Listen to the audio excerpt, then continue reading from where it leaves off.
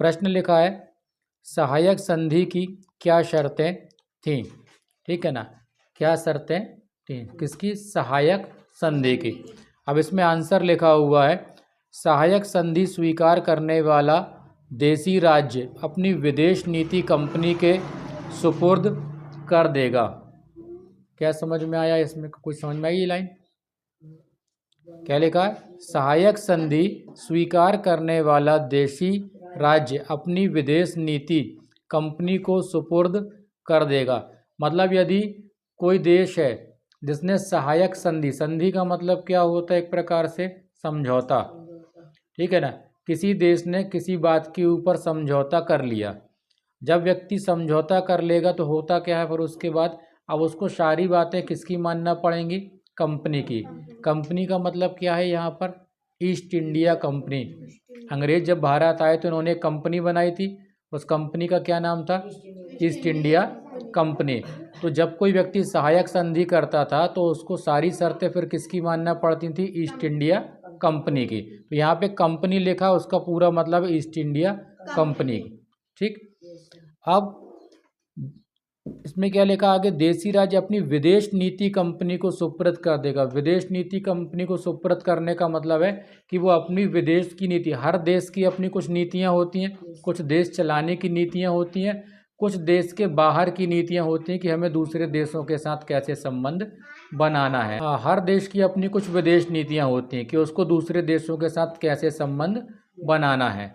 ठीक है, तो यदि किसी व्यक्ति ने, किसी देश ने सहायक संधि कर ली है तो फिर क्या होगा, फिर वो अपनी विदेश नीति में अपने हिसाब से कोई काम नहीं कर सकता, फिर उसको सारे काम किससे पूछ के करना पड़ेंगे, कंपनी से। ठीक, क्योंकि अब उसकी विदेश नीति उसकी अपनी नहीं रह जाती है। ठीक है, नंबर 2 पे लिखा है कंपनी की अनुमति के बिना किसी अन्य राज्य से युद्ध, संधि या मैत्री नहीं कर सकेगा। मतलब जिस देश ने सहायक संधि कर ली है तो अब वो किसी दूसरे देश से लड़ाई करना चाहे तो लड़ाई नहीं कर सकता, किसी दूसरे देश से और कोई समझौता या संधि करना चाहे तो वो नहीं कर सकता। उसको हर काम के लिए किससे परमिशन लेना पड़ेगी, कंपनी से। तो बस इस वाले आंसर में ये 2 पॉइंट तुम्हें याद करना है। ठीक है, पहला पॉइंट क्या था, सहायक संधि स्वीकार करने वाला देशी राज्य अपनी विदेश नीति कंपनी को सुपुर्द कर देगा। सुपुर्द करना मतलब सौंप देना, दे देना। कंपनी की अनुमति के बिना किसी अन्य राज्य से युद्ध, संधि या मैत्री नहीं कर सकेगा। ये तो हो गया हिंदी में। अब इसी आंसर को अपन इंग्लिश में समझ ले रहा। यहाँ पे क्वेश्चन लिखा है what were the terms of the subsidiary alliance. ठीक है, क्या लिखा है, what were the terms of the subsidiary alliance. Alliance मतलब होता है संधि, ठीक है ना, और सब्सिडियरी मतलब यहाँ पे सहायक।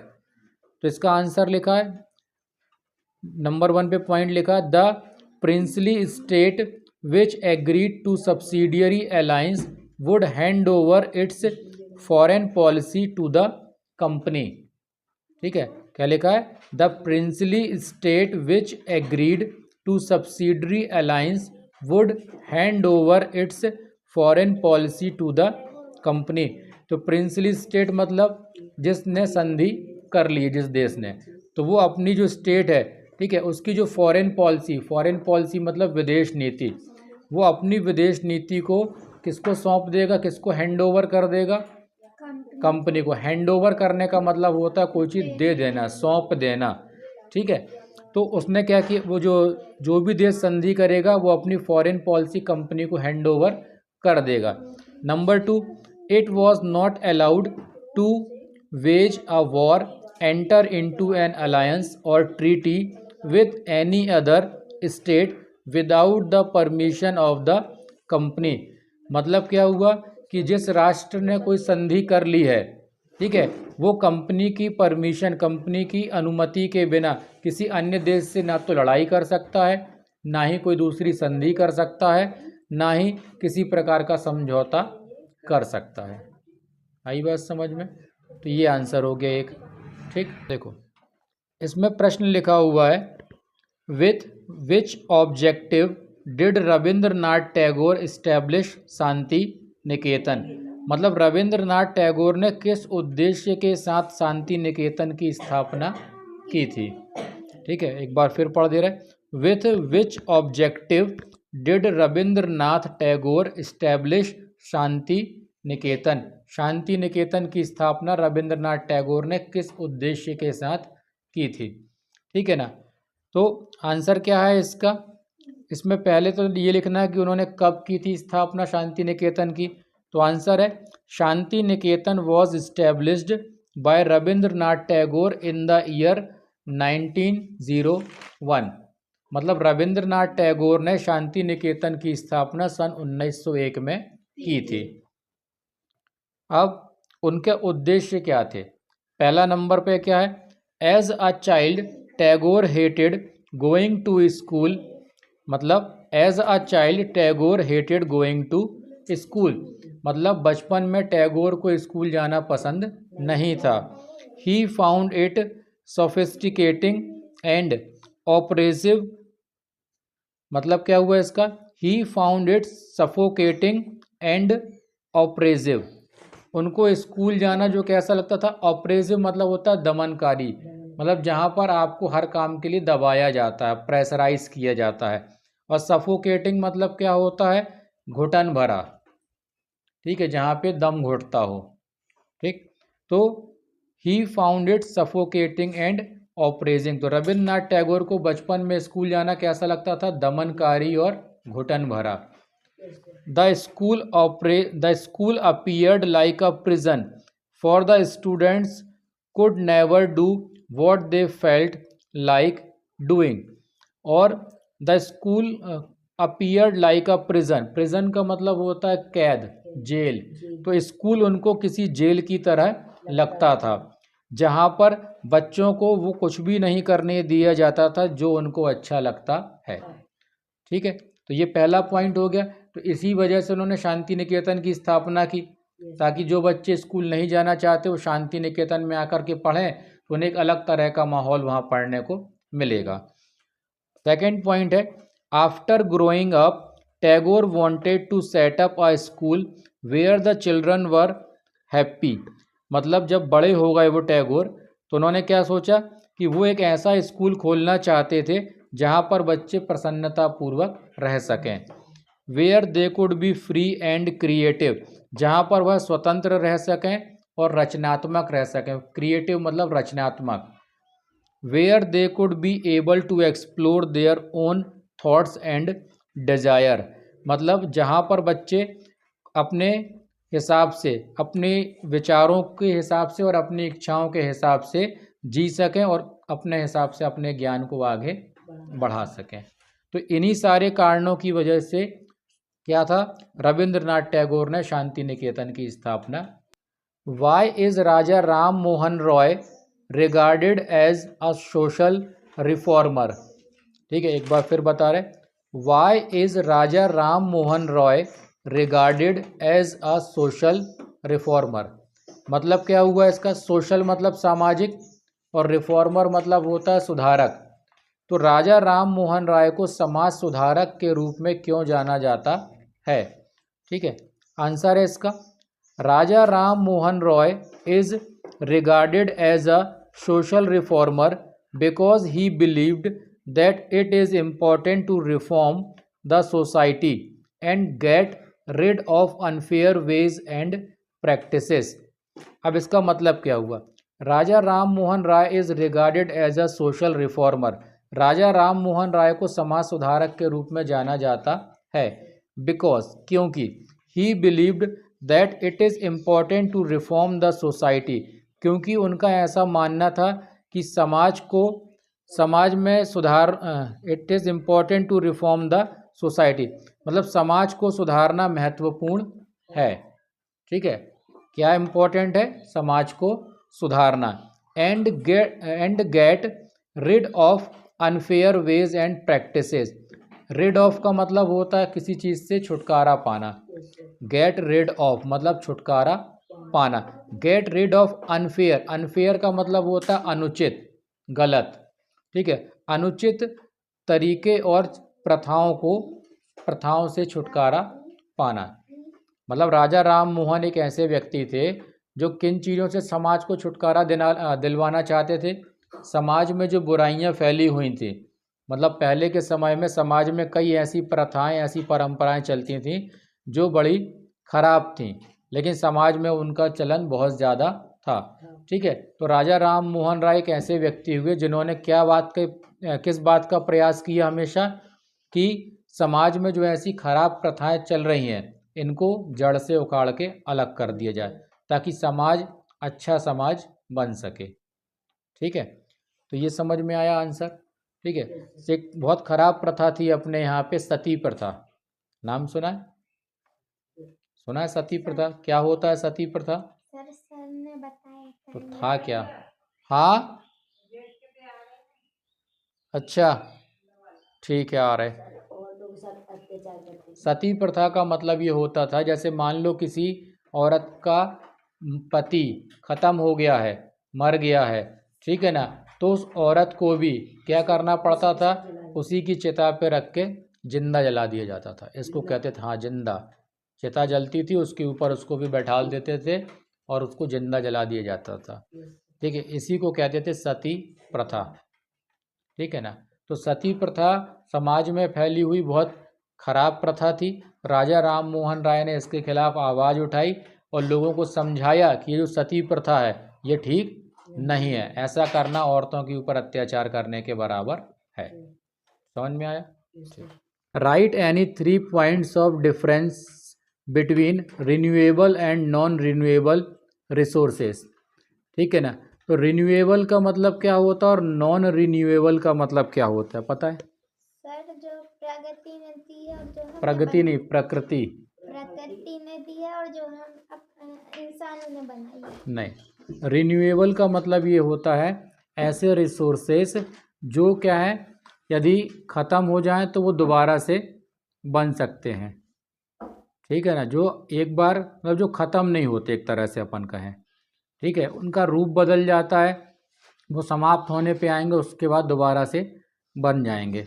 और नॉन रिन्यूएबल का मतलब जो एक बार समाप्त हो जाए तो उनको दोबारा बनाया नहीं जा सकता, मतलब उनको आसानी से आप नहीं बना सकते। इनको अपन कहते हैं रिन्यूएबल और नॉन रिन्यूएबल। अब इसमें डिफरेंस क्या होता है समझना ज़रा। इसमें लिखा है रिन्यूएबल रिसोर्सेज, पहला लिखा है those resources which get renewed और रिप्लेनिश्ड क्विकली, मतलब ऐसे रिसोर्सेज जो क्या होते हैं जल्दी से रिन्यू हो जाते हैं या फिर बदल जाते हैं, उन्हें हम कहेंगे रिन्यूएबल।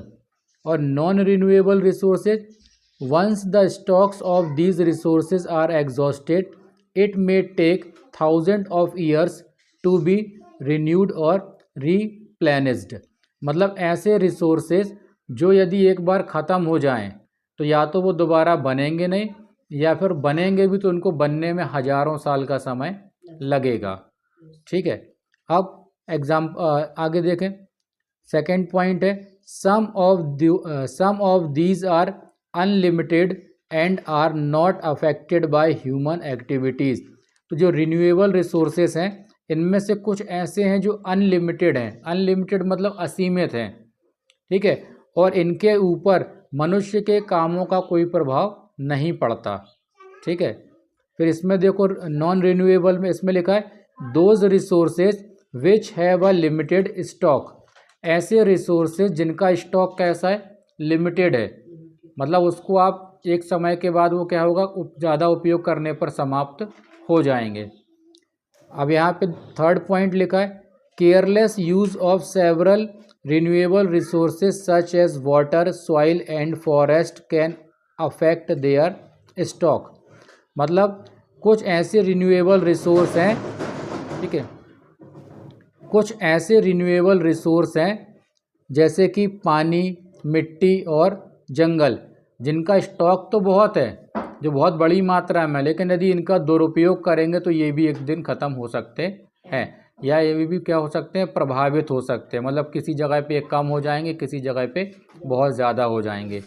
ठीक है, फिर इसके बाद coal, petroleum and natural gas are example of non renewable resources. Non renewable resources के एग्जाम्पल क्या हैं, coal, petroleum and natural gas. Coal मतलब कोयला, कोयला, पेट्रोलियम मतलब पेट्रोल, और नेचुरल गैस मतलब जो अपन गैस यूज़ करते हैं सिलेंडर वगैरह में खाना बनाने में। ठीक है, तो इन सारी चीज़ों का जो भंडार है ये कैसा है, सीमित है, लिमिटेड है। ठीक है ना, इसीलिए अब गवर्नमेंट क्या कर रही है, बैटरी वाली गाड़ियाँ बनवा रही है। साइंटिस्ट लोग प्रयास कर रहे हैं कि ऐसी ऐसी बैटरी वाली गाड़ियाँ बन जाएं कि इंसान सबसे ज़्यादा फिर उन्हीं का उपयोग करने लगे और पेट्रोल डीजल की हमको ज़रूरत ना पड़े। ठीक है, क्योंकि पेट्रोल और डीजल इनको ज़मीन के अंदर बनते हैं ये सारे, और इनको बनने में कितने साल लगते हैं, कई हज़ार साल। ठीक है, हज़ारों साल भी लगते हैं और कुछ समय लाखों साल भी लगते हैं।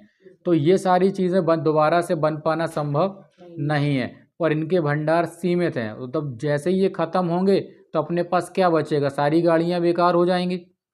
ठीक है, इसलिए गवर्नमेंट क्या कर रही है और वैज्ञानिक क्या कर रहे हैं कि बैटरी वाली गाड़ियाँ या बिजली से चलने वाली गाड़ियों को, मशीनों को ज़्यादा बना रही है, ताकि पेट्रोल और डीजल के ऊपर हमारी निर्भरता कम से कम हो सके। ठीक, तो यही डिफरेंस है रिन्यूएबल रिसोर्सेज में और नॉन रिन्यूएबल रिसोर्सेज में। ठीक है, जो चीज़ें ख़त्म हो सकती हैं, ठीक है, और दोबारा बनने में हज़ारों साल लगे, उसको हम कहेंगे नॉन रिन्यूएबल।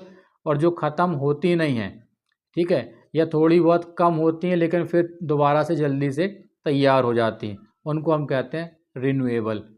जैसे पानी है, ख़त्म हो जाएगा अभी कुछ समय, मान लो अपने गांव में पानी नहीं बरसा, लेकिन बारिश हो जाएगी कुछ दिन के बाद, पानी फिर आ जाएगा। ठीक है ना, ये ख़त्म होने वाली चीज़ नहीं है। ये हो सकता है कि कहीं पे कम है, कहीं पे ज़्यादा है। ठीक, अगला क्वेश्चन इसके बाद देखो, तो अब हमारा अगला प्रश्न है व्हाट आर पब्लिक फैसिलिटीज़, मतलब पब्लिक फैसिलिटीज़ क्या हैं। अब इसका आंसर देखें, drinking water system, housing, health, means of communication, education, electricity supply, means of transportation, like basic facilities are called public facilities. मतलब क्या हुआ इसका, ड्रिंकिंग वाटर सिस्टम मतलब पीने के पानी की व्यवस्था, हाउसिंग मतलब घर, फिर हेल्थ मतलब स्वास्थ्य, मीन्स ऑफ कम्युनिकेशन मतलब संचार के साधन, संचार के साधन मतलब ये टेलीफोन, मोबाइल, इंटरनेट, ठीक है ना, टीवी, रेडियो, ये सब क्या है, मीन्स ऑफ कम्युनिकेशन। एजुकेशन मतलब शिक्षा, इलेक्ट्रिसिटी सप्लाई मतलब बिजली की सप्लाई, फिर मीन्स ऑफ ट्रांसपोर्टेशन मतलब यातायात के साधन, जैसे बस, ट्रक, रेल, ट्रेन, एरोप्लेन, पानी के जहाज़, ठीक है ना, ये सब क्या है, मीन्स ऑफ ट्रांसपोर्टेशन। ठीक है, लाइक बेसिक फैसिलिटीज़, तो जितनी भी ये जो फैसिलिटीज़ हैं जो किसी भी इंसान, किसी भी समाज को ज़िंदा रहने के लिए, अच्छे से चलाने के लिए ज़रूरी हैं, इन्हीं चीज़ों को हम कहते हैं क्या, पब्लिक फैसिलिटीज़। समझ में आया। ठीक, तो बस इतने आंसर अभी पढ़ना है तुमको, जितने पढ़ाए हैं इनको एक बार पढ़ के देखो तुमसे बन रहे हैं कि नहीं बन रहा। जिसको नहीं बन रहा अभी पूछो हमसे। लो।